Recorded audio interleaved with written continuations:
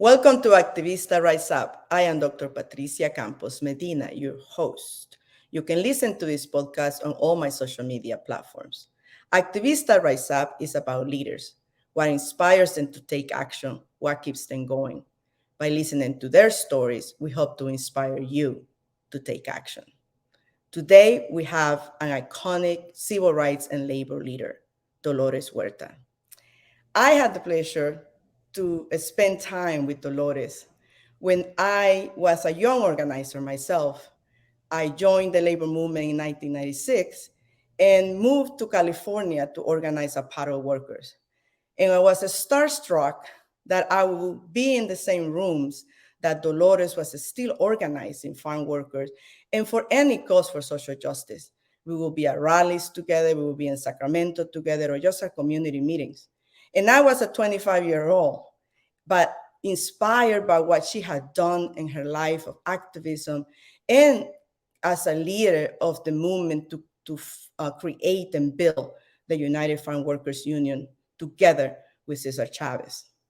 She is the iconic founder of the word that inspires us all to take action, Si Se Puede. All through those years of being a young organizer, I looked for her for inspiration. But she also took the time to learn from people like me. Everywhere we went, she will take the time to talk to young women who were in the movement because she knows how hard it is to be a woman in this movement. And I have this picture that I carry with me everywhere I went, in every campaign that I ever played, every city that I ever visited. I took this picture with me because it was an inspiration to me to know that Dolores Huerta actually took the time to ask me, how are you doing? Do you need anything?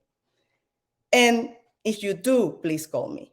Today, to interview her, to talk to her, and to bring her experiences to you is an honor and it's a privilege. Welcome to Activista Rise Up, Dolores. Thank you very much for having me. Well, you are an iconic leader. I feel like you have been inspiring many of us to join this movement, and you continue to do so. And I encourage all my listeners to Google and look a little bit for your movie, for the books, because they get to learn from you about all that you have meant for the civil rights movement, for Latinos in this country, for farm workers, for the labor movement. I want to ask you, after 60 years of your commitment to organizing, what was the spark that got you engaged in activism? What was that moment that you said, I have to do something and get engaged? Well, actually, that was kind of my upbringing that I had. My mother always told us that when we were little, that if you saw anyone that needed help, if you could help them, that you had an obligation and a responsibility to help people. And also, you should not ask for any kind of a reward or compensation when you help someone. That is our responsibility as human beings. So that is the way that I was raised. My mother was a very compassionate woman. She had a business, but she was always helping people in the community. I was a Girl Scout for 10 years of my life, from the time I was like 8 years old till I was 16. And in the Girl Scouts, that's also the mantra of the Girl Scouts, is to be of service to others. The big difference, in answer to your question, is that there is a difference between helping people and then organizing to make people help themselves. So that Yes. is the difference, I believe. As a youngster, I belonged to different organizations, women's organizations. We would you have dances, make money, and then give gift baskets, and food baskets at Christmas and at Thanksgiving to poor people. But once I learned that if you can get people to organize and to take direct action, nonviolent action, that they can make changes in their communities, not only for themselves but for other people. And that is kind of the difference, in answer to your question. And I know when we help people, it makes us feel really good. We feel powerful. We're helping them. But when you're saying to people, no, I want you to get yourselves together, bring your friends, your neighbors. We're going to form a group. We're going to form a union. We're going to form a community group, because we want you to do the work out there in the community that needs to be done. It's a little different then, because then people, they kind of push back. Yeah. You what you're talking about is the difference between being someone who just provides service and someone who is an organizer, right? So the role of an organizer is to empower people to make change, Exactly. to make Exactly. this for themselves, to empower people for themselves. And what is the key, would you will say, to inspire people who sometimes feel that they are excluded from places of power, who work in very difficult situations and are surviving? What is the key as an organizer for you to so many years? And I know that you have led so many campaigns and being in so many circles. What is the key as an organizer for you to be able to inspire somebody else to say, no, you can do this? Si se puede. Yeah, that is the trick, and that's the root of organizing, is to make them take leadership. To make them get up in front, not you as the organizer to speak for them, but to get them to speak for themselves. And people don't, they don't feel like that they've got the right education. They don't feel that they have the right experience, and so most people will hold back. In fact, Helen Keller, who was a great leader in our society here in the United States of America, that she said once, and I'm going to paraphrase what she said: the greatest evil that exists in human beings that scientists have not found a cure for is apathy, because Yeah. people, again, they don't want to commit. They're afraid to get involved. And when we think of that, that is such a danger for a democratic society, because a democratic society depends on people participating, on people being involved, on having people speak up. So if everyone could understand that not only have a right to participate, they have a duty to participate. They have to get involved in voting and selecting representatives that are going to govern them. This is the way our democratic society works. And we see now in today's world that our democracy is challenged, because there are people out there saying, number one, you should not be educated. The Mhm. anti-woke movement is Yeah. anti-education. You should just listen to somebody to tell you what to do. These attacks that we see on women, on immigrants, on LGBTQ community, that are saying that there's no global warming. It's this great movement that's out there to keep people ignorant, to keep people without knowing, people that want to ban books in schools because they talk about immigrants, they talk about slavery, they talk about women's rights and LGBT rights. So we have a crisis in our society right now that's going to make everybody need to step up, need to step up and get involved. And you had said it in the past, and I had heard from other organizers, is that the key to moving to empowering people to take action for themselves is to help them believe that they can change, that things can change, right? So that means that we also have to believe that things can change. And you have been believing that things can change since you got involved in this movement. What has kept that belief in the power of people to change, even though it seems right now that things haven't changed, that the discrimination is taking a different tone? The attacks against immigrants and Mexican Americans and Mexicans have not changed the tone. What has kept you inspired and committed to this movement and make you believe that we're making progress? Well, people who say things haven't changed are not informed, because if they knew the history, they would know that things have changed. And I can just go really quickly through some of the changes that we have achieved for people, Latinos here in the United States of America. And I'll be talking specifically, first of all, about California. But the organization that Cesar and I belonged to before we started the union was a group called the Community Service Organization. This is back in the 50s. I know many of your listeners probably were not born there then, but there was a time when you couldn't get your driver's license in Spanish. You had to get it in English. You couldn't vote in the Spanish language. You couldn't get public assistance, and yet, unless you were a citizen of the United States. We passed way back in 1963, we passed a law that if you were a legal resident of the United States of America, that you could get public assistance, aid to the aged, aid to the blind, aid to the disabled, aid to needy children. Right now, today, there's probably millions of people who are not yet citizens but have their legal residency in the United States. They get all of this public assistance right now today. If we look for the farm worker movement with the United Farm Workers, the laws that we passed there, they had to have toilets in the field. They didn't have toilets for the farm workers in Yeah. the fields. Now they have to give them the toilets, the drinking water, cold, potable drinking water. They have to have rest periods. In California, we got unemployment insurance for farm workers, the right to organize into a union. And also with United Farm Workers, we passed laws on that. And the amnesty bill, there's a lot of people of your listeners, I'm sure, they got their legal status with the amnestia, the bill in 1986, the Immigration Reform Act. Yeah. And I worked that law in Washington for months to make sure that it passed. And the people that helped us with that law, to pass that law, was Senator Ted Kennedy.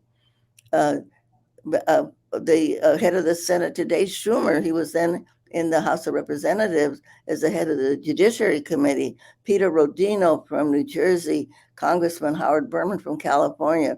These are the people that worked to pass that law. A lot of people gave Ronald Reagan credit because he signed the bill, but we had to put a lot of pressure on him to sign that bill. Yeah. But we finally got it passed. And I think, I don't know, over 1 million people got their legalization, including some of your listeners today. So Yes. they can't say nothing has changed. Recently in California, with the Senator Maria Elena Durazo, Assemblyman Juan Ambula from Fresno, they authored a bill that gave all the undocumented people in California have health care. We're the first state that has that. So now we're working on a bill to give undocumented workers in California so that they can have unemployment insurance. Okay, if they can have unemployment insurance, so when they're out of work, and so people can't say that things have not changed. I mean, we have seen when I went to college, the number of us Latinos in my college were maybe a handful. Yes. Maybe 5 of us. Now Yeah. we see many institutions or Hispanic serving institutions, they have 50% or more Latinos in the college system. So we're not there yet, but a lot of things have changed. And that is how we must measure progress, right? A progress is Exactly. how a step by step, and Mhm. and how more people are included and given opportunity. Um, so so we have to be. I always remind folks, young people, that the things that we take for granted today, like a minimum wage, of in some states of $15 and above, just a few years ago, it was thought as impossible to have a minimum wage of $15, or have health and safety on the job, or have protections on the job. So what's happening right now is sort of those who oppose people given rights fighting back from all the progress that we have made. So it's a responsibility to fight back, going not Exactly. declining the progress. So how do you, as a iconic leader, how do you measure victory and progress? Uh, you know, and what would you tell young leaders who perhaps say, well, we didn't win that campaign, and now we have this anti-woke movement, we have this anti-say gay movement, we have this contents attack, and we haven't had any progress in immigration reform. What will you tell them to keep doing so that we can get there? Well, I want to ask all of the young people to join the movement. The only way that we're going to get the things that we need is that we need you to participate. I know a lot of people that I know that work on the immigrant rights movement, and they're always complaining. We didn't get an amnesty bill. We didn't get it. But I have to ask them, what are you doing? Are you out there registering people to vote? Are you getting people to become citizens of the United States so that they can vote? We have millions of Latinos who are eligible to become citizens, and they haven't become citizens yet today. And we need those votes. So unless you're doing something out there to get more people elected to the Senate of the United States and to the Congress so that we can have the votes, it's all about getting the votes. All of the laws that I mentioned a little earlier, it was people that voted on that. We have to fight to get good people to represent us and to get rid of the bad things that we have in our society. We know we should have universal health care for everybody. They've had it in England after World War II, way back in the 40s. Yeah. And we don't have it in the United States of America. We need to have free college education for everyone. They have this in Europe. The United States of America is the richest country in the world. They have this in Cuba, a little tiny country that has an economic boycott. Everybody in Cuba has free health care. Everybody in Cuba has a free college education. If you want to become a doctor today, you can go to Cuba and get a free medical education to become a doctor. The only caveat is that you have to come back and you have to work with poor people that don't have doctors. Okay, so there's a lot that we can do, and it's up to us to make it happen. And when we say, okay, I said we're the richest country in the world, ¿dónde está el dinero? Where's all the wealth at? Well, the money in the United States, the wealth is in the hands of 10% of the wealthy corporations and the wealthy families of the United States. That means 90% of the wealth is in the hands of that 10% of people. I'm going to repeat that. 90% of the wealth of the United States is in the hands of 10% of the people. So I like to tell, the Walton family, the head of Walmart, they're one of those families, those wealthy families. So I like to say to people, my friends don't shop at Walmart, okay? And friends shouldn't let their friends shop at Walmart either, because they're giving those money to those rich people that are keeping us down. Yeah. And that's part of like demanding more for corporate America and saying there's no democracy with this kind of level of economic inequality. And part of the movement for organizing is actually turning the page and reducing the level of income inequality. So there's a lot of union organizing, excitement about union activity. How are you feeling right now? What inspires you about this moment in our economy? That there's actually young people organizing, against Starbucks, against Amazon. I don't want to say against. Let me correct that, because it's to make those jobs at those companies better. What inspires you about this moment in history, and what are the connections to this moment and when you started organizing the farm workers movement in the 1960s? Mhm. Well, the exciting thing is that we know that there's a lot of young people out there. There's a lot of young organizers out there, like you mentioned, at Starbucks and Amazon and some of these places. And it's important for them to keep organizing. So I think that's very exciting. But again, I want to say to all the young folks that are listening to us today that we've got to pass laws that make it mandatory for these companies to sign contracts with their workers, because they organize right now. Workers organize, they go to the picket lines. They're trying to get the employer to say, okay, I will recognize the workers so that they can have a union. But then when it comes down to negotiating the contracts, then that's where the employers kind of step back, and they can keep people at the bargaining table for a long time, and they never sign the contract. So Yes. we've got to pass laws to make it mandatory for them that they have to bargain with their workers and that they have to sign that collective bargaining agreement. Because unless they sign that contract that gives the workers a higher wage, gives them the kind of benefits that they deserve, unless you get that piece of paper, get them to sign it, then all of that organizing that people did, it's not going to go anywhere. And that's why politics and registering people to vote is so important because we have to create the laws that holds corporations accountable Mm. to make sure that good jobs are created and that people have a right and the right to join a union is respected. I want to get to another point because I think that to me, when I was a young organizer and all through my career in the labor movement and even now, I always looked at you as an example of how to maneuver the demands of the movement and then keep your connection to family and keep your connection to community. Mm. So, as a woman, a mother, and a leader of the movement, how do you manage that? And what would be your advice to a young woman who perhaps gets exhausted and has multiple demands? How do you get through that period? Well, I want to say to all the women out there, all of you that have families, ask for help. Okay. One of the things that we've had to keep fighting for is universal daycare so that mothers and fathers can know that their children are safe while they're working, that they're getting not only that they're safe, but they're also getting an education while they're there.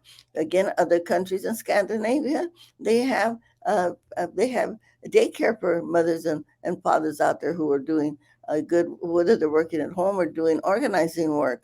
So a lot of women were we feel embarrassed to ask for help. We're thinking my kids are my responsibility. I'm the only one that should, be able to take care of them. No, if you've got if we've got work to do, we need women to be out there, doing the organizing, doing the outreach, mobilizing. So you've got to ask for help. So don't feel embarrassed or don't feel guilty because you're asking other people to help you with your children. That's the only way that we can do it. As many of you may know, I had 11 children. I was pretty active in the movement. My children walked on picket lines. Some of my children went to jail also, they went to jail for movement work, So, but you've got to get out there and you got to reach out to people and say, I need your help so that we can do this work. That's the way we make it happen. I like how you connect the personal asking for help and reaching out to your extended support network to help you with your family commitments, but also to inspire you, I think. And I think that all through my career, I always had a network of other women that I could call if I needed help. And when I was stuck, I would call them and say, how can I get out of give me an idea. What can I do? This is how I'm feeling. Did you have a group of other women that always supported you as a leader in the movement? Because you became a support network for me, unbeknownst to you, because, but there's other women that you mentor that mentor me. So how do you build that network of other women for you? Well, yes. Initially, I had my mother who helped me with my kids. I always worked, by the way, even before I got involved in the movement. I always worked. So my mother would help me out, and I would have my tias, my aunts that would help me, my cousins that would help me with my children, and then a whole bunch of other people that were not related to me. Because when I left my teaching job in Stockton, California, to come to Delano to organize farm workers, then I didn't have any relatives there. So then I guess I had to depend on other women to also support me and to help me. Yeah, and that's the power of the network of sisterhood. So Yes. you have been organizing for over 60 years, and you have now created the Dolores Foundation to continue this legacy. What is it? What do you want young people to know about the legacy of the farm workers movement, about your legacy building this union alongside Cesar Chavez? Well, it's always about organizing, organizing, organizing for young people out there that are doing movement work. Recruit people to come and join you. It's about building the base, bringing more and more people in because we have such a huge, huge battle ahead of us on global warming, climate change, the attacks against immigrants, attacks against women's reproductive rights, the right to abortion, the attacks on education. We're in a battle right now. Right Yes. now, we are in a battle against fascism. And if people don't remember what fascism is, that's what happened in Nazi Germany when they killed millions of Jews.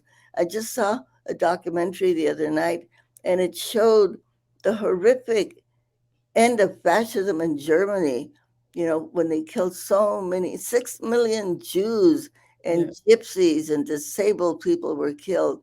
This is what we're up against right now, everybody. So I want to say to all the young people out there, please get involved. Even if you've never done anything before in your life, support your local labor unions, support your local immigrant rights organizations. Get in there. If you're in California right now, call Governor Gavin Newsom and tell him support undocumented workers so that they can get unemployment insurance. We all have work to do, and we need you to help us do this work. This is a very critical moment in our history. I know a lot of young people talk about the 60s. Some of them say to me, I wish I would have been involved. I tell them, hey, you know what? What's going on right now is the 60s on steroids. Because you have billionaires that are putting money out there, and they're supporting people like Donald Trump that hate us. They don't like us. I call them the haters, okay? There's haters out there, there's billionaires out there that are paying money to politicians to come out with all of this hateful language and rhetoric against people like immigrants. So ahorita es cuando, we can't wait till tomorrow. We got to get involved today, and I say to young people, recruit somebody, un amigo, un primo, somebody that you know, your neighbor, get them involved also so we can grow our numbers, because we have to fight this fascism that is invading our country. I want to say that you have been so critical on reminding us of what it takes to build power to fight back. And I know that you founded the Dolores Huerta Foundation to continue inspiring the next generation of young leaders. Tell me a little bit about the Dolores Foundation, the programs that you have, and how can people support you? Well, we do work. We do grassroots organizing. We go into the communities. We have organizers that go into the communities, and they go family by family, casa por casa, engaging people and telling them why they have to get involved. And it has been so successful. We filed a lawsuit against our current high school district here, where families complained about the discrimination against their children. They had expelled, if you can believe this, thrown out of school 2,000 Black and brown students in 1 year. Oh, wow. 2,000. We filed a lawsuit and we got that down to 21. Recently, we've been working on COVID. We have vaccinated over 10,000 people. We have COVID clinics every single weekend. We're working in 5 different counties here in the Central Valley of California. We continue our education work. We're active in 17 different school districts, covering over 200 schools, bringing policies to those schools. During the pandemic, we made sure that those school districts continue to serve the kids lunches and food, not to cut it off just because of the pandemic, which we were able to win that battle. We have a big youth group in our organization. We do civic education. We're working also on climate change and global warming, because right here where we're at in the Central Valley of California, this is where a lot of the oil is produced. So we've got to transition those jobs from oil jobs to green energy. And in California, by the way, one of the laws that we just recently passed, and that was to prevent the oil companies from putting their oil wells near schools or community centers or churches where people gather, because all of that methane is so harmful to children. Well, the oil companies, the law passed, the governor signed it. The oil companies have now put it on the ballot, and they got signatures by lying to people. They would Yeah. tell people, this is to help farmers, because it isn't. They are liars, and they have spent billions and billions of dollars to deceive people, and our children are hurting. So this is the work that we do. We're active in 5 different counties, starting with the high desert here, the Antelope Valley, in Kern County, Bakersfield, California, Tulare County, and Fresno County. And so we have a big youth group, as I mentioned. We have a strong education component. We do our civic work. We're doing work on global warming, and of course on registering people to vote in our health. So we're doing a lot of work. Excellent. And you're still going and inspiring a next generation of leaders. Thank you so much, Dolores, for all that you've done and that you are continuing with the legacy of the Dolores Huerta Foundation. We will have all the information of the foundation on our website, on this podcast. and we will send it out to everyone and encourage them to support the work and support their legacy, your legacy, so that we can inspire the next generation of change makers. Thank you so much for your words. Any last words you want to tell my listeners? No, I just always want to remind people that they have power. Okay. If we had a room full of people in person right now, I would ask them to stand up and I would ask them two questions.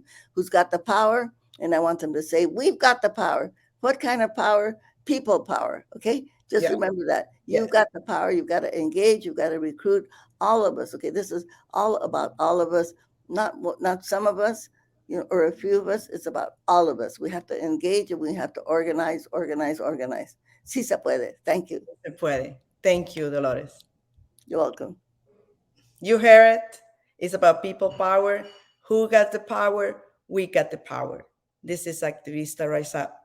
Thank you for listening, and please support the Dolores Huerta Foundation so that we continue to inspire the next generation of change makers, transformational leaders like Dolores. This is Activista Rise Up. Thank you for listening.